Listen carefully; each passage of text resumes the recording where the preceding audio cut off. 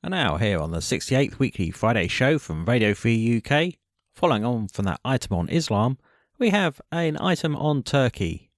This is about Erdogan purging 13,000 police officers over the failed coup attempt. We include this item from Alan Taylor Shearer's podcast, Alan's Antics. Well, here's a story about the latest country that wants to join the EU, and there are so many members of the EU out there that are desperate to get this country on board, and, well, here's a little story about them, which hopefully will speed their entry into the EU along as we exit. Turkey purges 13,000 police officers over failed coup. Turkey has suspended almost 13,000 police officers for their alleged links with the US-based Muslim cleric Fethullah Gulen. The latest wave adds to the 100,000 or so government workers dismissed or suspended since July's failed coup.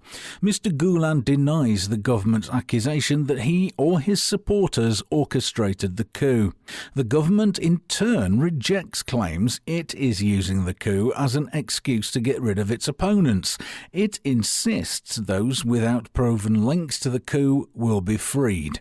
More than 2,500 police officers whose suspensions were announced on Tuesday were police chiefs, said Turkey's national police in a statement.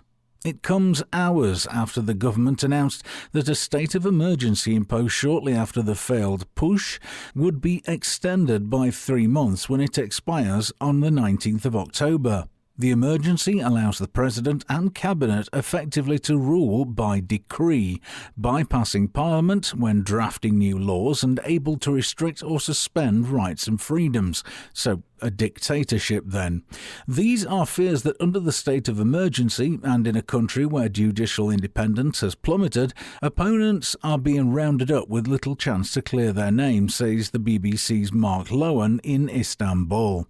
He says the depth of the purge is staggering, with thousands suspended, dismissed, detained or arrested, from teachers to soldiers, police to judges, aircraft pilots to journalists. In some areas, such as in eastern areas where there are large Kurdish populations, so many teachers have been detained, some accused of supporting the banned Kurdish rebel PKK group, that schools have effectively been forced to shut. And we want this in the EU? Well, we don't, because we're British and we're getting out. But they want that? That state? That mess? That dictatorship? Well, actually, it'll fit perfectly, because the EU's a dictatorship too. It's just a case of who's got the biggest balls now, I suppose.